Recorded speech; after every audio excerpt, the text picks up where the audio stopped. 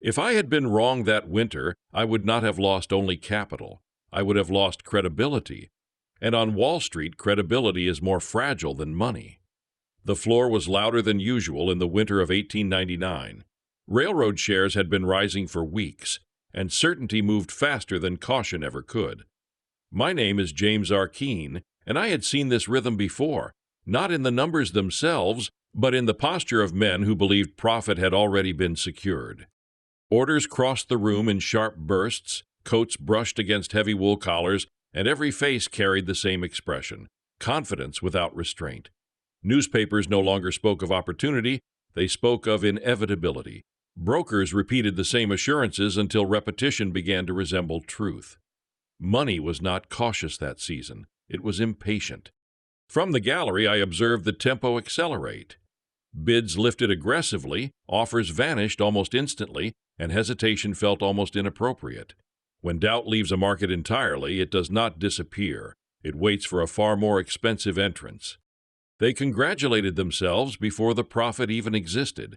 Gains were discussed as entitlement rather than outcome. Analysis had faded into agreement, and universal agreement distorts price long before it distorts judgment.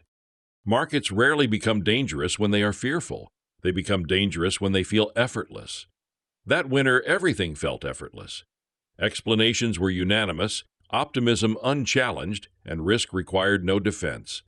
There was no friction in the room, no meaningful dissent, and friction when absent does not signal safety, it signals imbalance. As the days passed, confidence hardened. Each new high erased the memory of caution. Optimism turned into certainty, and certainty quietly invited leverage. Credit expanded beneath the surface, positions grew heavier, and exposure deepened without resistance. I listened to the reasoning behind the rise.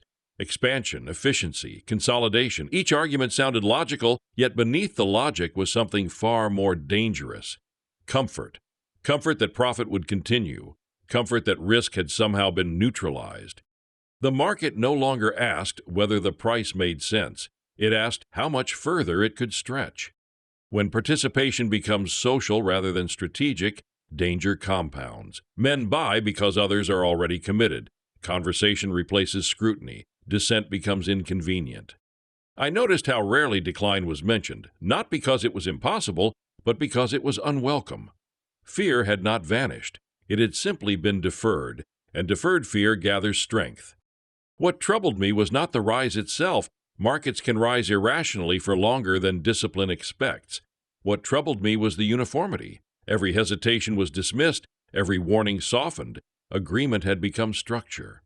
The higher prices moved, the quieter caution became. That does not mean risk diminishes. It means it is being absorbed and mispriced. Observing excess is easy. Acting against it requires separation. When everyone around you agrees, restraint feels like error. I did not question the companies, I questioned the confidence embedded in their valuation. Gradually, I reduced exposure, quietly, deliberately. Where others expanded, I contracted. If I was mistaken, I would stand alone in that mistake. A broker asked why I was not participating more aggressively. I told him the market did not require my enthusiasm, it required my judgment. He smiled. Certain restraint would cost opportunity. Certainty often carries confidence. It rarely carries reflection. The pressure to conform intensifies when profit appears guaranteed. Each new advance tested my discipline. Doubt whispers in such moments. The difference lies in whether you negotiate with it. I studied behavior, not headlines, the velocity of transactions, the expansion of credit, the disappearance of dissent. When consensus becomes unanimous, price no longer reflects value, it reflects belief. The day I began selling more decisively, nothing appeared broken. Confidence remained intact, laughter continued. That is when risk is highest, when weakness is structural but invisible. Selling into strength invites criticism. Holding discipline invites isolation. Neither invites applause. The market continued upward briefly. Excess always attempts one final expansion. But expansion without resistance becomes unstable. The first strain was subtle, a hesitation, a bid that did not lift as easily. The crowd interpreted it as opportunity. By midday, hesitation became pressure. A heavily margined position began to unwind. Credit tightened, assurances shortened, confidence did not disappear, it contracted. The decline did not begin as panic, it began as denial. A correction, they said, temporary. Language softened as leverage hardened. Leverage does not soften, it accelerates. As prices moved lower, margin calls followed. Positions built on optimism required liquidation. Agreement turned into urgency. Conversation shortened. The room grew quieter, not calmer. Discipline is not tested when you act. It is tested when the market tempts you to regret acting. Structure under pressure does not repair itself. It reveals itself. By the close of that day, certainty had fractured, not theatrically, not violently, but permanently. The tone had shifted. The illusion of inevitability had dissolved. Markets do not collapse because they are weak. They collapse because they are believed to be incapable of weakness. Strength invites participation. Certainty invites leverage. Leverage magnifies error. The crowd had not been foolish, it had been comfortable.